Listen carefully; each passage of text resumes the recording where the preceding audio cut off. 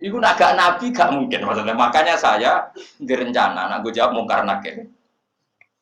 Hak sing kau pikiran dhewe bukti nak Muhammad ku nabi kok di antarane. Makanya gue ngerepek ya oleh ya ora pokoknya ini. Cuma saya tidak tahu apa mungkar nakir menerima kerepean mau. Jadi lah untungnya mudin mau nerangno tes-tesane mau 5 mau apa marah buka terus kemana buka dinu kan waman dinu kan tes-tesane mudin piro bro sing mudin piro marah buka terus waman buka dinu ka buka usul terus kitab terus ikhwan bapak rata kono bapak ditakokno Ibrahim bapakmu dora kanggo ngono. Cek Karmen cek Karan sampeyan dadi Ibrahim ora sing anak kiai tenang wae. Sampeyan kon zaman abuka kon jawab Ibrahim. Aman nasab bapakmu ora kanggo kabeh sampeyan Gus kabeh pokoke sampeyan. Sampeyan kan jawab abuka kan Ibrahim. Malaikat itu lugu ora. Wah bodoh ni ora anake. Kowe anake Parmen ngono aneh-aneh. Dan ini penting saya utarakan. Karena apa? Semakin lama itu orang, nah terus ini gitu ya. Saya ini kan baca kitab banyak sekali. Itu tadi saya sudah buktikan sholat sudah ada 5 mungkin. Tak teruskan. Ketika Nabi mau kabundut, dia udah susah. Itu dibuka jendela. Itu Nabi masih di dalam buka jendela. Ketika melihat orang sholat itu langsung sehat. Ternyata ketika beliau sakit, orang semua di masjid tetap sholat. Masyhur kenangannya Aisyah, kenangan Sayyidah Fatimah, fastana rawajjuh wasur rawajjuh. Nabi baru nggak sholat semua nangis pot. Ternyata aku sukses jadi nabi waktu sholat. Semua nangis pot. Padahal beliau sakit. Sudah usi barok, sudah pakai belenggu, sudah di kepalanya sudah diasbu, sudah dimaksud, sudah di. Akhirnya apa? Nabi minta, "Cong aku gandeng, ben iso sholat." Terus dipapa itu Sayyidina Ali bin Fadl itu saudaranya Abdul bin Abbas, Fadl bin Abbas. Terus Nabi yuhada bin Rajulaini di papa Fadl sinten Ali. Terus kemudian ikut jamaah masyhur itu akhirnya Abu Bakar mundur kemudian Nabi ngimami. Lagi-lagi Nabi bunganya itu krono sholat. Jadi semua kenangannya sahabat itu ya sholat. Karena begitu spesialnya sholat. Ini era sahabat ya orang-orang era saiki. Karena begitu spesialnya sholat, ketika Rasulullah wafat, intaqala ila rafiqil a'la. Ini dengerin betul ya, Pak. Paling tidak kita pernah punya pikiran kayak orang waras. Jadi kesuwen kayak berpikir orang waras yang ini tak tobat no. Kemudian ketika Nabi wafat, intaqala ila rafiqil a'la. Apa komentar para sahabat? Siapa khalifahnya Rasulullah? Ya orang yang disuruh Nabi sholat. Kata alasan mereka, jabatan negara itu sepele. Wong sholat sepenting itu saja Abu Bakar sing kon dadi imam. Saya ulang lagi cara berpikir sahabat.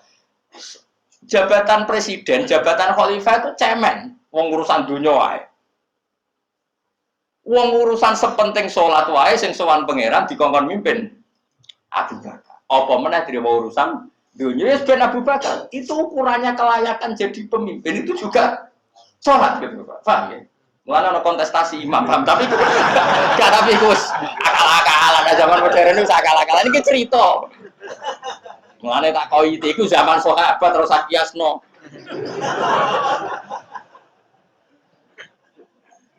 Tetapi sampean pernah dengar toh ketika sahabat milih Abu Bakar alasannya apa? Karena Abu Bakar ditunjuk ngimami sholat. Terus pikiran mereka sholat sepenting itu saja oleh Rasulullah diridakno dipimpin Abu Bakar. Ya sudah khalifah Abu Bakar. Kayak apa urgensinya sholat sampai semuanya rujukan. Terus Nabi juga ngendikan, "Somben jong kowe nek masak iku amaliyane ora pati dihisab. Pertama dihisab iku sholat. Terus sholat sama Allah liyane gampang. Lagi-lagi sholat yang dipuji." Tapi sekarang orang Islam modern itu koyo LSM. Jadi pikirannya itu gimana supaya orang kaum marginal itu sing ndi ora ora. Supaya ke tengah. Berarti koyo pemain bal, itu rumus-rumusnya kok pemain bal. Orang yang termarginalkan supaya di tengah. Terus orang-orang miskin itu bisa dibasmi. Oleh basmi piye malaikat Mikail ora kepen rezeki ning entekno. Jadi gak pikir sampai wong melarat ora salat luwih dibela timbang wong mapan salat. Mergo wong mapan salat jenenge berjuwis. Nak wong ora salat tapi melarat iku kaum pinggiran. LSM senengane bela kaum pinggiran. Padahal iso wae Allah ngukum wong ora salat rezekine angel. Sing sering salat diparingi barokah urip rezekine jembar. Tapi sebagian wong-wong LSM ya ora kabeh tapi kakean sing ngene iki, paham ya? Sing salat mapan nggo mobil dianggap berjuwis, antisosial. Sing ra salat terus Allah ngukum melarat, tetep dibela-bela mergo napa marji.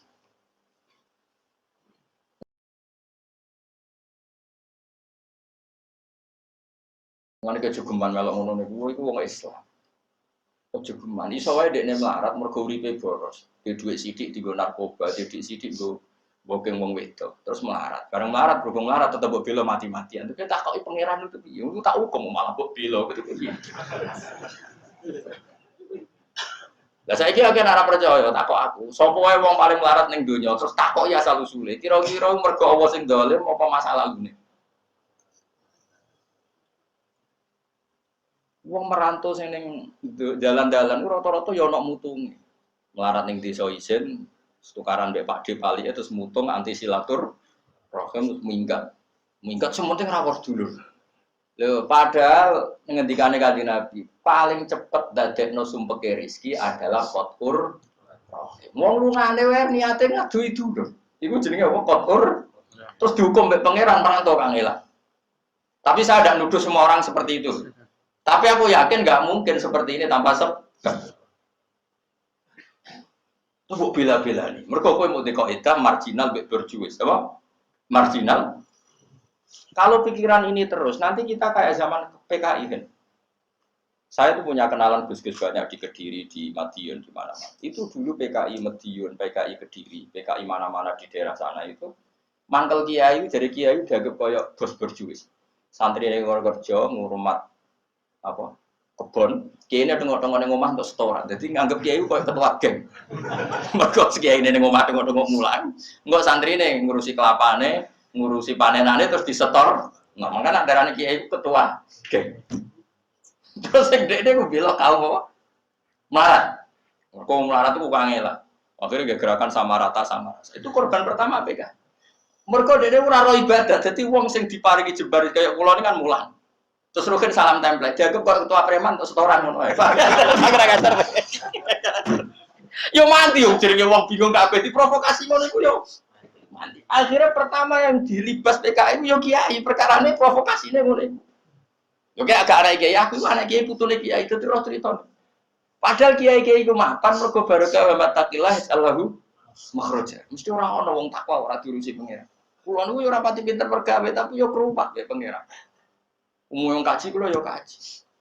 Umum yang Pak Yurabi yo Yurabi. Cara aku butuh wae untuk akeh kan cuma yo. Pokoke gampang kabeh cara gelem. Cuma iki kan njogo toleransi. Sampai wong ora payu-payu iku tadi. Saya tuh pernah gitu ngisi seminar di Madura di Bata-Bata di sana. Pondok paling besar di Madura namanya termasuk pondok paling besar itu Bata-Bata sama Gus Yofur. Itu cerita gini, Gus kalau di sini orang alim, wah kalau ingin nikah kamu dikasihkan, masih dikasih uang sama calon mertua. Kalau Anda ingin, nanti pulang bisa bawa langsung. Ini Madura, negara Islam. Yang pemandunya itu bilang gitu. Waduh. Aku ngaku kesuwen dari kiai Jawa Tengah. Kesuwen ra tau roh ngono-ngono iku. Jadi kok kaget tuh. Masa gitu ya? Nah, itu ada pendereknya lagi. Pengiringnya tak tanya, apa betul gitu? Oh iya, betul, betul sekali. Wah. Padahal kecerdasan Madura itu yang paling bisa ngalahkan kecerdasan Pak Habibie guyonannya. Karena kalau guyonannya Pak Habibie itu tanya, coba ukur ketinggian tiang itu, tiang bendera. Oleh orang Madura dinaikin. Ditanya, kenapa tidak kamu copot? Itu kan tiangnya kan copotan. Kenapa tidak kamu copot ukur di bawah? Oh, namanya agak ketinggian, Pak.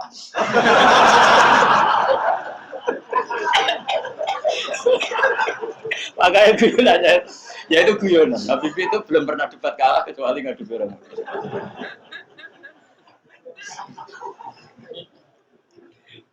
Tapi di sana juga gitu, guyonan. Tapi memang orang Madura itu nak guyon.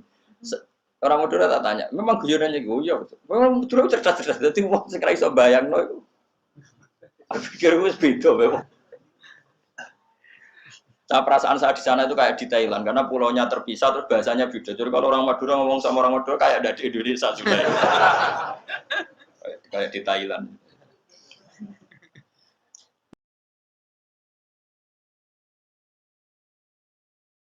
Nah ini cerita supaya kamu tahu. Jadi berkah betul ya di Indonesia itu lama itu ada Madura, ada Sumatera, ada Banjar.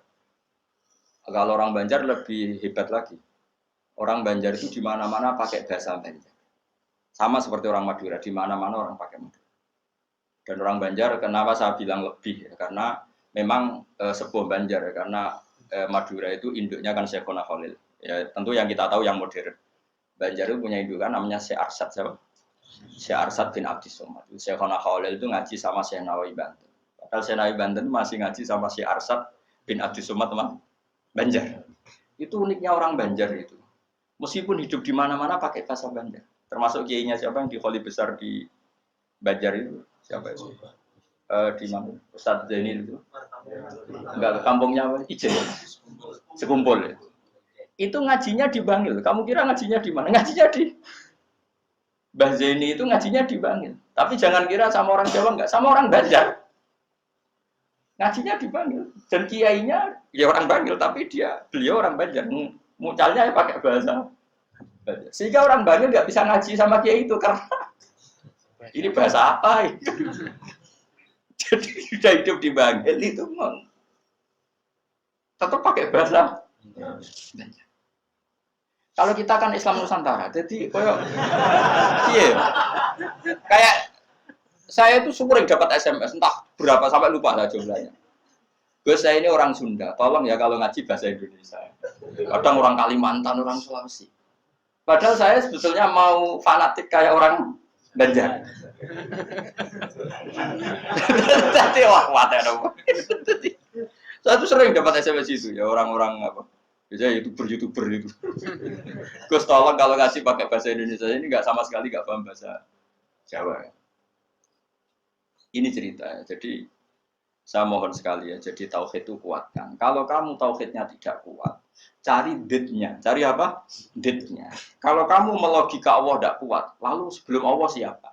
Kalau masih ada siapa, yaitu saja yang Allah, bukan yang lain. Pokoknya Allah harus yang paling awal. Lalu kalau kamu itu masih janggal, tetap akal kita lebih gampang nompo alam ini wujud karena sebab timbang wujud tanpa sebab. Itu jenenge dit. Paham ya?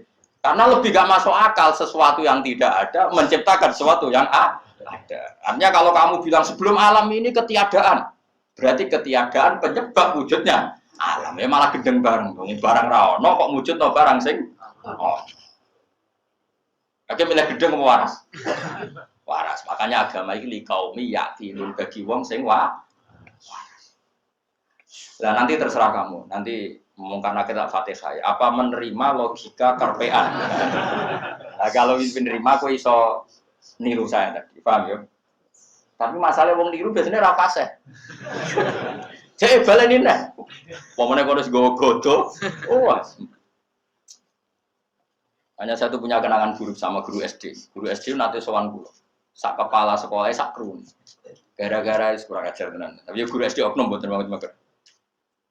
Mau ada ujian nasional. Ini kisah nyata, mau ada ujian. Ada guru supaya kelulusannya tinggi, ayo udah dibocorno wae. Ya ono didik. Sing guru umume jumhurul guru ya jangan nanti kriminal bocorkan ujian itu. Nah, guru yang satu ini setengah tahun mondok. Ora. Wong ujiane mau kan akhirnya dibocor kiai iki barang donya kok. Ora ngajar. Nah, ra percaya takono Gus Bak lu. Piye gitu. Itu sosokan itu.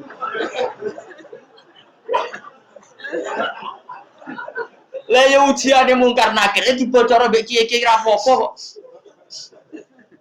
Ya selama ini mungkar nakir harusnya tersinggung. Kan ujiannya kan dibocorkan siapa-siapa. Terakhir dibocor Mudin, paham ya? Akhirnya takok, "Suwan kula. Kalau pas ning gerdu pondok ning kula sinau Pak. Kok guru-guru rene kono apa? Gus apa betul Pak? Aku ya tentu mendukung kebijakan ra iso dibocorno. Aku ya terus mending ngene. Iya nak ujian bukan nakir iso dibocor ya tapi ujian nasional iki ra ujian bukan nakir. Sembrono. Dadi ono utek aneh ku yo ono. Aku ya ora tau bayang ono diutak ngono ki ora tau bayang. Aku ya jok nyata. Karena percaya tak ono Gus Pak. Takokan pertama ngene, apa ujian mau karena kira takok apa Gus ngene-ngene iku dibocorke iya. Lho, dibocor tenan. Wah, mateno wong.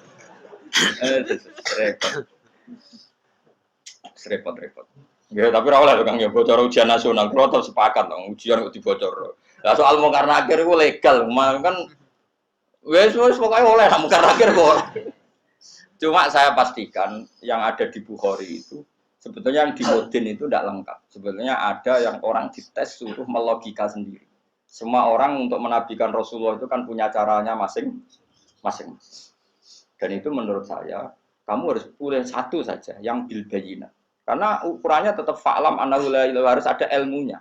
Ilmu itu adalah argumentasi ilmi. Kayak tadi misalnya kamu ditanya, "Kenapa kamu nyembah Allah?" Paling enggak kamu bisa jawab, Allah itu pula yang saya namai asal usul aslul mawjudah, yaitu wajibil wujud. Kamu harus bisa menjawab. Wes sitok lah, pokoknya sementing iso